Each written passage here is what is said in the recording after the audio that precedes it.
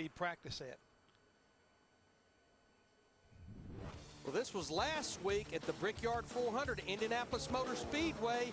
Jamie McMurray, he has 2 wins in 2010, but they're the 2 biggest races, the Daytona 500 and the Brickyard 400.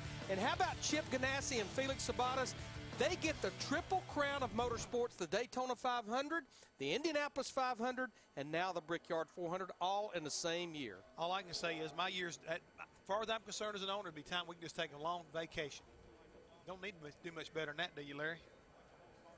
It's about as good as it gets. Now, one thing about Jamie McMurray, his lap is quicker already than the pole was when we were here 8 weeks ago in June. Kyle Busch sat on the pole at a 53.10. And you talked about that earlier in this morning's practice. You felt like with the guys getting cars tuned up, track cooling off just a little bit, we could see that time right there better than what it was in the spring. So right now McMurray's put up a pretty decent time. Oh, I think we're going to get well down into the 52-second brackets. I don't know that we'll get to that track record of 52.16 that Casey Kane set back in June of 2004, but I think we're going to get down into the 52s. I doubt that'll happen. But stranger things have happened. Carl Edwards won the very first time he raced here in the Cup Series and won again in 2008. His first win coming in 2005. He has 11 starts here. He actually only has 2 top 10 starts as far as qualifying. And he was actually 13th in practice, a little bit quicker than McMurray in practice session.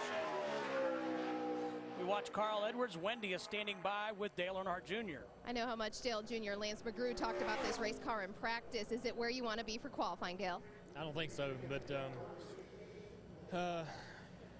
we only had 1 run and it wasn't very good, so we made a ton of changes. We'll see what we got. We're going to drive the heck out of it and see what happens. How important is qualifying at this racetrack? It's pretty important. It's kind of tough to pass here. Clean air and the cars get strung out real big, real quick. So even if you can't get by guys, it's another football field to the next cars. So it's important to try to get started up front, or at least get up front in the race somehow. All right, thanks to Dale Jr. 1 pole here at Pocono. Steve? All right, thank you very much, Wendy. Carl Edwards, 53.46. Yeah, he only picked up about 3/10 from what he ran in practice, and again, you'll see he's one and done. Jeff, we talked about some similarities between this racetrack and the Indianapolis Motor Speedway, but front stretch here, I've heard a lot of guys talk about how rough it is. It really is. I mean, that's probably the biggest challenge when you go to Indianapolis. You look, and you can see right now the car on the right, the 42 car Juan Pablo Montoya, very fast in Indianapolis. Look how the front end is down, never moving. Look to the left, you see the car here at Pocono. And I mean, the car is really skewed out, but you see that front valence. I mean, that splitter up and down, especially going off into turn 1. The car gets to bouncing. If your front end is bouncing too much, you lose the front of the car to run up the racetrack. If the car is a little bit too loose, rough as it is, it'll kick the back end looser. Not at all like we should experience at Indianapolis. We don't have a lot of banking in the corners here. Don't have that at Indy. But the key thing is this place is so worn out, so rough, it really challenges the crews.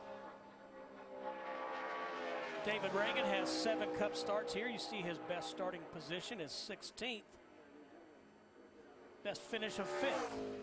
You know the amazing thing about Roush Fenway Racing, yeah, they've got 2 or 3 wins here, but Roush Fenway, and most of these came with Mark Martin, I might add.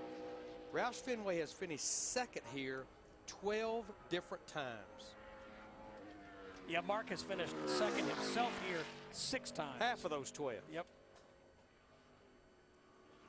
And David Reagan was 30th quickest in practice in the 6 car, so you see he's going out here 3rd. His teammate Matt Kenseth 5th, so that'll be 3 of the 4 Roush Fenway cars going out in the first 5 cars. David 24th in points.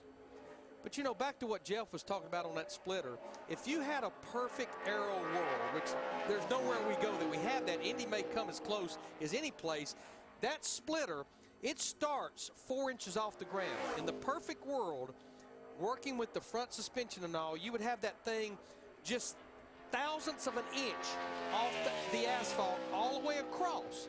But when you have to start at 4 inches, you can't start it any higher, you can't start it any lower, it puts you in a pretty small window, and then you add the bumps to it, the guy that works that out the best, that's the guy that's going to run the fastest. Well, Larry, right now, David Reagan and that crew over there, Donnie Wingo, they've really done a great job with the 6 car, because in practice he was 30th quickest. You talked about that, but he was at a 54.2, qualifies at a 53.2, picks up second. Coming up, Mark Martin, Matt Kenseth, Dale Earnhardt Jr., and that guy, Joey Logano. Stay with us. Qualifying for Pocono is presented by Subway Restaurants. So many $5 footlong subs to choose from. Enjoy amazing value at Subway all day, every day. Brought to you in part also by Toyota and by Sprint, the Now Network. Mark Martin, the 4th driver to qualify, 45 scheduled to take time here. We mentioned just a moment ago, Mark, never a winner here on this tricky triangle, but second 6 times. 47 starts in all for Martin here at Pocono. Steve, he nailed turn 1. He really made up a lot of ground down through there. Car didn't, it bobbled a little bit, but he never got out of the throttle, and he's really hustling around this 3-corner racetrack here at Pocono. You know, it was interesting to listen to Mark's post-race comments at Indianapolis. He actually fired back at the media just a little bit about his performance. He said, you know, I'm happy the way we're running right now. But I guess it's like I tell Brandon all the time. At the end of the day, the box score is what counts. And when you look at his last 7 races, his best finish was 11th in Indianapolis last week. He has not had a top 10 finish since finishing 4th at Charlotte back in May. That's the reason the media asked him about his performance right now. Larry, 53.06 for Mark Martin, second of 4 drivers to qualify. We go back to Wendy.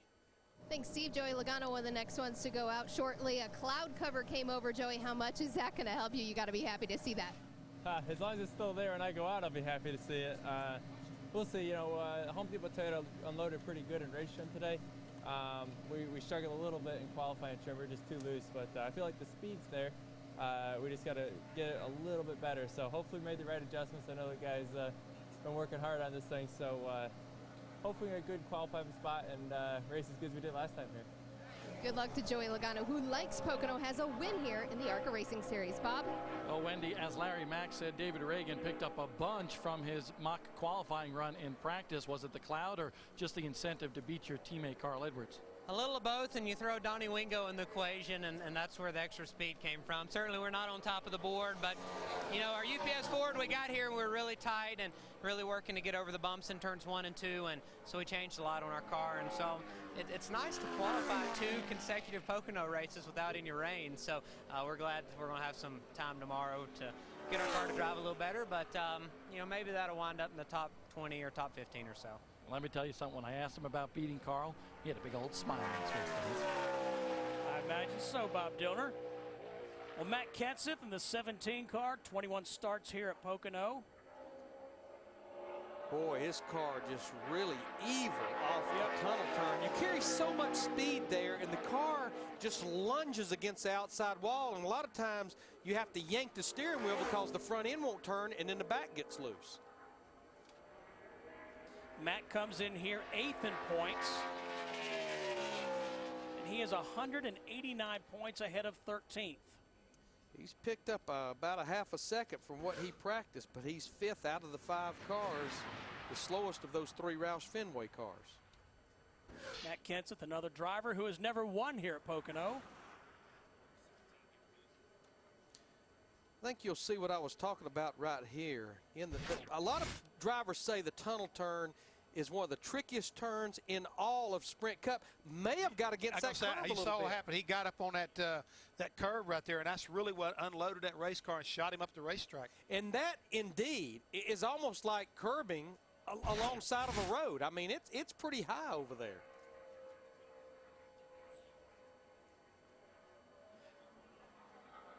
Let's go to Bob Dillner. Mark Martin just climbed out of his race car, and this is a track I know you like a lot. You've had a lot of success here, but how about this weekend? Well, we sure would like to win with HendrickCars.com. Everybody needs to check them out at HendrickCars.com. We'd like to win this thing, but I just couldn't drive. I haven't been able to drive the car hard.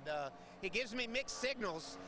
like, you know, it snaps and does different things, and I'm afraid that I'm going to wreck it. I almost wrecked